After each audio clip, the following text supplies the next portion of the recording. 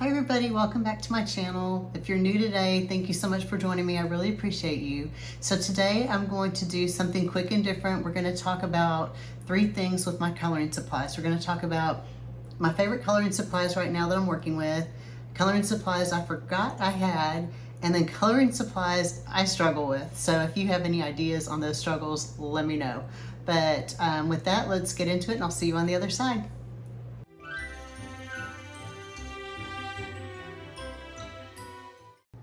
The first coloring supplies that I really like this year for me, for 2024, are the Faber-Castell Black Pitt Pens. And so I use these to color this page in Daydreams by Hannah Carlson. So y'all know I'm trying to color my way through this book. But this Black Pitt pen, and then I bought this set of 6. And this set of 6 has different sizes, but what it has that's really nice is, I don't know if you can see that, it's got a letter B for a brush tip. So it's got a really nice brush tip on it. So that helped me get into the fine little areas, and then I used the big pen to get the big areas on the outside. So the way you can get a page like this is you first color a very light layer with a black colored pencil. I mean, just super light. And that gives the marker something to grip to, and then it won't also bleed through the next page. So that is number 1 coloring supply, and this is not in any order. Black Pitt pens, so I love these and think you guys will too. All right, the next supply I want to feature is the AFMAT pencil sharpener.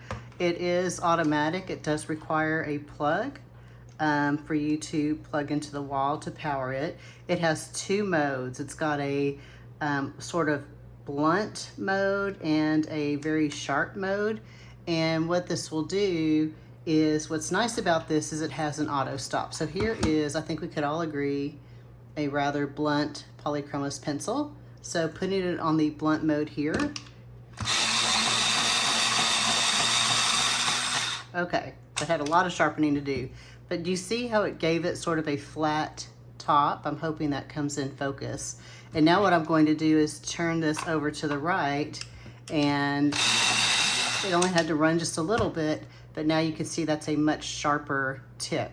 So I love this because it does auto stop. It does not continue and chew my pencils like other auto sharpeners have in the past. So this is a must for me for this year.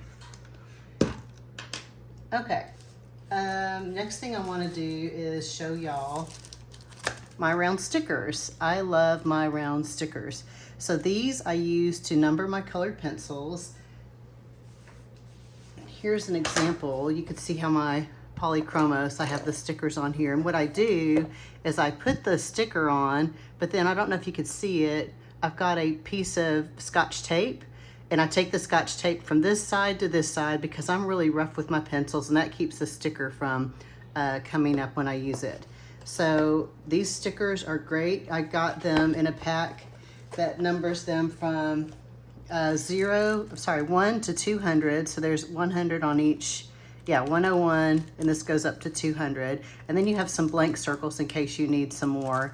But you get sheets of 1 to 100 and 101 to 200. So that covers almost all of my sets because I don't have any sets that have more than 200 pencils. So this is a must for me. The next thing is, you've seen me feature these before, my little sketchbooks that I purchased, and this is for swatching and doodling and practicing different things. So here is my, you've seen this a million times, my swatch book. Again, I'll put links to all of these in my description. So this is where I have swatched my entire Black Widow set. My Neo Color 2s are all swatched in here. My Distress ink pencils. My Artex, this is a set of 72. I got some metallic watercolors. My Caran d'Ache Luminance. My ink tints. My Pitt pens, and then my Castle Arts that I was just gifted from a very, very dear friend. So this pad to me has been so invaluable because I refer to it all the time when I'm going to pick my colors. Now, when it comes to recording my color combos, oops, I have a couple of these now. So I actually have a second one that I don't have out here right now, but I've started recording color combos either that I found on Pinterest that I really like, or ones that I created and really like, or sometimes they're just trial and error like this. Let's see if this works. And I just sort of tried it out just to see, or like here, adding silver gray to the top of these three colors. So this is a good way. And then I have one for Prismas, and then I got another book where I've started recording these for my Castle Arts, my Black Widows. So this is something that I really love, and I refer to this book all the time, and it's a great way to capture color combos that I love. The only thing that I wish I'd done differently is maybe classify these, like had a section for pinks or a section for greens or things like that. But here I just kind of color them as I go, which for me is okay. I've also shown y'all this little template before. This is the template that draws these shapes on this, well, I draw the shapes, but I trace it from here on this paper. So I use this template. It came out of a bullet journal template. So unfortunately, you could probably find this maybe, I don't know, in some individual template on Amazon. But for me, I got it, the beginning of the year, I thought, oh, I'm going to bullet journal this year, which I think ended around January 12th, maybe. So that was a fail. But with this here, I use one of my black Faber-Castell Pitt pens. Faber-Castell. I want to say Faber, but I hear people say Faber. Y'all let me know. And I just trace it. And then I use a pen here, and I record the actual pencil name and number from the manufacturer. And then this number in parentheses is my little sticker number that I put on the pencil. So that would be like for this one, 14. So I will put a link to this, but this, I love this. So, and also having a fun shape makes it fun to blend colors, so it's not just a square or a circle. Okay, my next favorite supply is my Pentel DX, let's see what this, I can never remember the name of this thing. Hybrid Gel Grip DX white gel pen. So this pen is awesome. It's very pigmented, and it looks great, and it shows up, and it actually dries more opaque than it does when it goes on the paper. So if I just wanted to draw like little daisies or whatever, it will look, see how this is already looking whiter here. So this came from a recommendation on a Sarah Renee Clark video where she tried just about every white gel pen out there to see which one was her favorite, and this was one of her top favorites that she liked. And I really liked how opaque it was, and I actually prefer this over the Poscas. I do like, you can see I just got some new Poscas, so this one's still in the wrapping, but I like the Poscas for bigger areas, but for the really fine white detailing that I do, I usually go to my gel pen. These tend to be less opaque and sort of watery sometimes, so they can also pick up the pencil color. So Posca for me, and even the gel pen over a hot pink Prisma, it can pick up that pink and turn your white line into a pink line. So I guess that's probably with all of them. Okay, my next favorite tool or coloring supply is my Ohuhu eraser, and I've had this for a couple of years now, and it comes with a lot of refill. So it is battery operated, so we've got a couple of, I think those are AAA batteries in there, and you can see it's got a really good turn to it. It also has replaceable erasers that just pop out, so there's a big chunk of these that came in the package, and I've never gone through all of them yet, so I don't even remember what this cost. It was not very expensive, and it's lasted a really long time, and this is a great way to fix those little mistakes. I color very heavy, so it doesn't always pick up all the pencil for my work, but I will say it picks up the majority of it, so this is a true favorite of mine. All right. Makeup brush. You got to have a good makeup brush to get all the little pencil shavings off of your book. So this is my favorite makeup brush.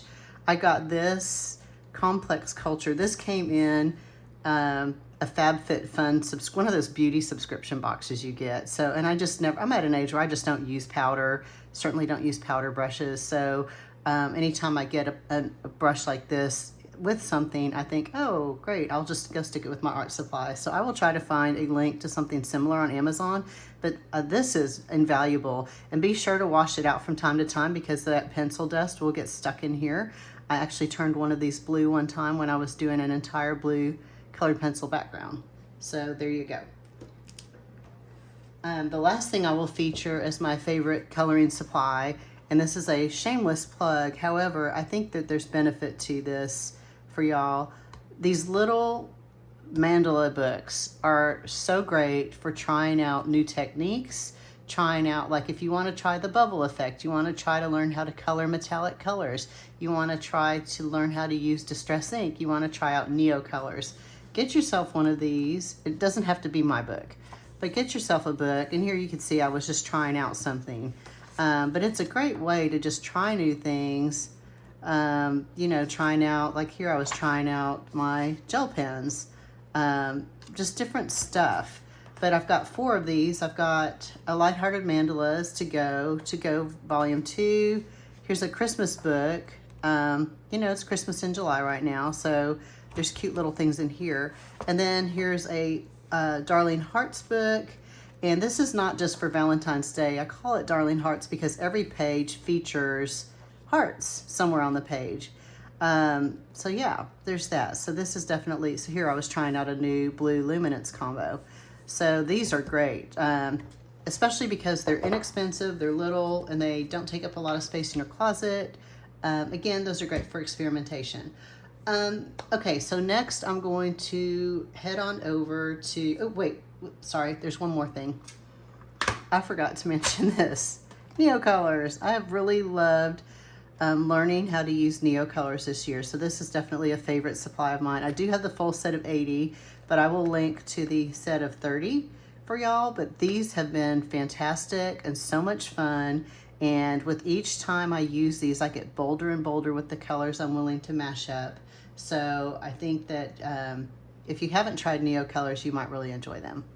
All right, now for real this time, I'm going to go to a list of supplies of things that I forgot that I had in my supplies closet. I'll be right back.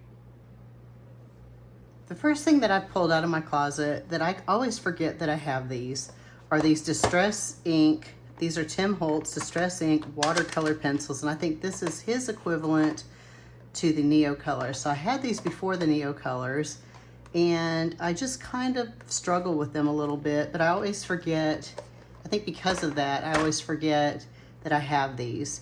So here, and what's different about these is that you can color them, and they are going to be pigmented like the Distress Inks, where unlike the Neo colors where you can kind of add water after it's dried and lift the color and still spread it around like true watercolor, this is ink and will dry like ink. So you can just layer it with several layers and it'll be fine. Again, I don't know why I don't use these. I just forget about them. And I think part of it is the way I color with them sometimes. I might streak them a little bit, but not streak them. I think they still have like that you can still see the pencil marks. But yeah, I think these are, I mean, they're a lot of fun. Again, I just don't know why I don't color with, I just always forget I have these. So that's supply number 1. I'll be right back with the second set of supplies I forget that I have. Here's the second thing I always forget I have in my coloring supplies closet, and that would be this set of Faber-Castell, whatever, Pitt pens, but the color, like the whole color line, not all of them, but a lot more than just the black set that I had. So I always forget about these. I got these when, again, I was going to bullet journal, and I thought I just need some nice little marker pen things. So it wasn't until recently I saw a video that Nicola Lehman did where she colored part of her mandala in one of her books, and she started out with a Pitt pen and then followed it up with a polychromos color. Okay, mind blown. I don't know why. I never knew this. But look, y'all. Orange glaze on the Pitt pen, 113 orange glaze on the pencil. I felt like such a dummy, and I was so excited when she posted that because now I can use this. So there's the actual pen, and then look at the color right next to it with the colored pencil. And you can go in and darken it, and you can add highlights. You could probably blend it just like you would, but look at that. How did I not know this? So I just keep forgetting I have these, and thank you, Nicola, for teaching me that in your video a while back. But that is something really cool, and I wish I'd known that sooner, and now I want to pull these back out and do something more with these. So there is another supply. All right, one more thing. I bought these metallic watercolors because I thought, ooh, I want to go in and be that person that adds really cool streaks of gold metallic watercolor to my finished pages. But do these even look used outside of when I did the swatch sheet? Nope. So, I mean, I could go in and, I don't know, let's see if I took this gold here. And first of all, I'm not a watercolor person, so I am probably going to be doing it wrong, but it's so pretty. And you know, I just don't know why I forget about these and just don't use them. So it'd be a nice wash to add to a page. But yeah, these colors are so pretty. I just wish that I would remember that I had these. Like, look at this, there's a real pretty pink here. Let's see if I can get this pink going. Oops, look at that. Isn't that pretty? So anyway, yep, there's another thing that I always forget that I have. So I will be back with just a couple more. Okay, here we go. Stickles. I've used these once, and if you saw my video on how to turn any page, any coloring page into a Christmas coloring page, I use stickles to make the snow look glittery. And that is the last time I've used these. I think I scared myself because I over stickled on that page, and I think it is possible to over stickle, but I think I did. And then the other thing too is I have these shimmer sprays, and I used this one once, but they're pretty cool, but I think I just kind of like over sprayed stuff. So there's this one is called, oh, let's see, I say silver, but it's called Imagine. Is that really what it's called? I don't know, but to me it just, well, I probably shouldn't have put it on white paper. It doesn't really show. But then here's the gold, and I'm probably glitter spraying everything on my desk with this. This no, it's not called Imagine. That's the company's name. Oh, look, it's right in front of me, y'all. Gold and sparkle. Hello. My mom would say I'm having a blonde moment. But yeah, I don't really get a lot out of the shimmer spray. You can see how wet the paper is, so I definitely probably went too close to the paper and added too much, but that's definitely something that I forget that I have and don't use a lot. Okay, so now I will come back in just a minute with supplies that I struggle with, outside of the ones I've already shown you I struggle with. I'll be right back. This is a part where you can laugh at me, but this is a brand new can, and I still have yet to use this. I'm afraid to use this, y'all. I don't know why. I think it's because I don't really know how. It says this will protect all of my pages, but yet, oops. I still have books where I do this because I'm too chicken or afraid to learn how to use my fixative. And had I actually had fixative on this page, or this one, I wouldn't have had the bright purple rub off into my clouds over here. So I need to learn how to use fixative. I'm afraid of it. I don't know why. But there you go. So in the meantime, I have shelves all over books all over my shelves in my closet full of little white divider pages because I haven't used my fixative yet. So there is struggle number one. All right, here's struggle number two. Ink tints. I cannot get the hang of ink tints. I've tried. I don't have any regrets. I just struggle with it. I can't get the vibrant colors I see other people getting on their pages, and maybe it is a situation where I just need to layer these more or add more layers, like color it, let it dry, color it, let it dry, color it, let it dry. I don't know. But for some reason, I just have it in my head that I'll never figure this out. And let me know if you have a coloring supply like that too, where it's just like, I'm just in my head about this. I can, which is, it just makes no sense because I can color with Neo colors, I can color with the other pencils I showed you, any of those. But Inktense, I just can't master it for whatever reason. Now I have the set of 72. I'm kind of putting Derwent in timeout because they didn't release the 28 new colors in a limited set. As far as I've seen, you have to buy them individually, which I think it's very expensive. I wish they would have just had like the augmented set so I could just add it here. But right now, because I don't even use these, I can't really justify the 28 additional colors. And by the way, these were a Christmas gift, so Santa got me these because I wanted them one year, and I'm embarrassed that I haven't really used them as much because I just can't get the hang of it. So any Inktense tips that you have, this is my, what is the word? I can't think of the idiom for it, but this is the dragon I need to slay, I suppose, is Inktense. All right, I'll be right back. One thing I failed to mention in my list of favorite supplies, and I'm just going to put up a picture here on the video, is my desk lamp. So that desk lamp, it's amazing. I featured it in my video where I gave you like a quick tour of my crafting space. But that desk lamp, I think it was only like a little over $50, but it has been amazing. It's for architectural desks or things like that, but the light is so bright and vibrant, and it has different settings for like warmth or coolness of your light temperature, as well as how bright you want it to be. You can also there's an auto setting for ambient light, so it will adjust itself to the ambient light that you already have in your room. So that is my bonus coloring supply that I love.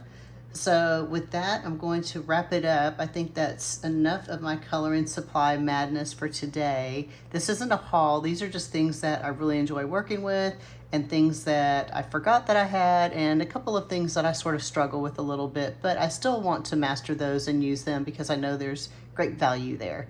So I hope you enjoyed this. I will be back next week with a new video for you. So just let me know what you think in the comments, and what are some of your favorite coloring supplies. I'd love to hear. I'll talk to you guys later. Thanks so much. Bye-bye.